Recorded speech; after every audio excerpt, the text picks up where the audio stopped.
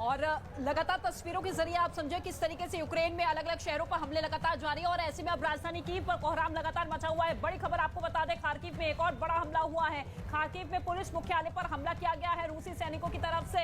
हमले में पूरी की पूरी बिल्डिंग जो है पुलिस मुख्यालय है वो पूरी तरीके से तबाह हो चुका है। तस्वीरें भी हम आपको दिखाएंगे कि किस तरीके से पहले अटैक किया गया और उस बिल्डिंग का जो ऊपरी हिस्सा है वो पूरी तरीके से आग की लपटों में घिरता हुआ नजर आया और धीरे धीरे पूरी की पूरी जो बिल्डिंग है पुलिस मुख्यालय की बिल्डिंग है वो पूरी तरीके से इसी तरीके से विनाश में तब्दील होती हुई नजर आई। पुलिस मुख्यालय जहां पर पूरे यूक्रेन का पुलिस सिस्टम चलता है इसी बिल्डिंग से चलता है। बड़े बड़े अधिकारी इसी बिल्डिंग में मौजूद रहते हैं, लेकिन इसी बिल्डिंग को टारगेट करते हुए ये हमला यहां पर रूस की सेना की तरफ से किया गया है। खार्किव जहां पर पूरी तरीके से कब्जा होने का दावा भी रूस की तरफ से किया जा रहा है, लेकिन एक के बाद एक बड़ी बड़ी बिल्डिंग्स को इसी तरीके से टारगेट करता हुआ रूस नजर आ रहा है। और अब देखिए ये एक और बड़ा हमला आज किया गया है पुलिस मुख्यालय पर। यह हमला किया गया है न्यूज़ 18 पर। ये एक्सक्लूसिव तस्वीरें आप देखिए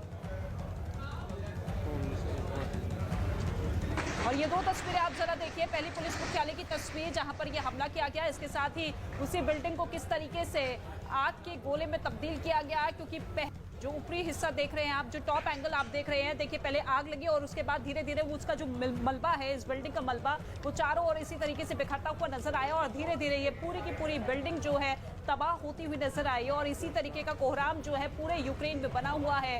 अभी फिलहाल बड़े बड़े शहरों पर कब्जा करते हुए रूस की सेना राजधानी कीव को पूरी तरीके से घेरती हुई नजर आ रही है। घेराबंदी के साथ साथ रूस का यही दावा है कि राजधानी कीव पर बहुत जल्द कब्जा कर लिया जाएगा और ऐसे में दूसरे दौर की जो बातचीत है वो भी कुछ ही देर में होने वाली है और सभी की नजरें इस पर भी टिकी हुई है, क्योंकि हालांकि पहले दौर की बातचीत तो बेनतीजा रही क्योंकि शर्तों के साथ बातचीत करने के लिए रूस तैयार है, लेकिन यूक्रेन का साफ तौर पर कहना है कि शर्त नहीं होनी चाहिए, दोनों देशों की जनता के हित के बारे में बातचीत होनी चाहिए। लेकिन ये तस्वीरें साफ बयां कर रही है कि किस तरीके की खौफनाक तस्वीरें वहां से निकलकर सामने आ रही है।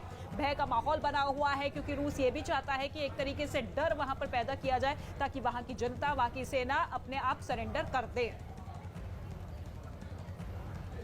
और अब दो तस्वीरों के साथ ये तीन तस्वीरें आप देखिए। खैरसोन पर पूरी तरीके से कब्जा कर लिया है और यही बड़ा दावा आज रूस की सेना की तरफ से किया गया है। पहले घेराबंदी की गई, धीरे धीरे रूस की सेना आगे बढ़ती हुई नजर आई और अब पूरी तरीके से खैरसोन को अपने कब्जे में ले लिया है रूस ने। खार्किव पर सबसे बड़े हमले अभी तक लगातार जारी है। पुलिस मुख्यालय को टारगेट किया गया, इसके अलावा अस्पताल की बिल्डिंग पर भी हमला किया गया। स्टेशन, एयरपोर्ट की तस्वीर भी हमने आपको दिखाई थी जहां पर भारी तादाद में लोग इस वक्त मौजूद हैं। वहां पर उन लोगों को टारगेट करते हुए हमला किया गया और अब सीधे तौर पर रूस की सेना की नजर है राजधानी कीव पर।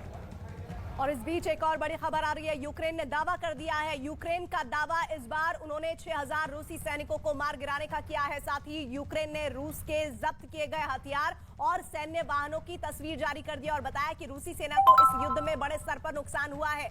तो यूक्रेन अपने आप को यह बताना चाहता है कि किस तरह से वो ईंट का जवाब पत्थर से देने पर आमादा है। इधर यूक्रेन ने यह दावा किया है, जिसकी तस्वीर भी वो शेयर कर रहा है। उसने कहा है कि 6000 रूसी सैनिक को उसने मौत के घाट उतार दिया है। यूक्रेन ने रूस की जो जब्त किए हुए हथियार है सेना से वो भी जारी किए हैं तस्वीरें, सैन्य वाहनों की तस्वीर जारी की है। वो ये बताना चाहता है कि हम किस कदर मोर्चे को संभाले हुए हैं और रूसी सेना को इस युद्ध में बड़े स्तर पर नुकसान पहुंचा रहे हैं।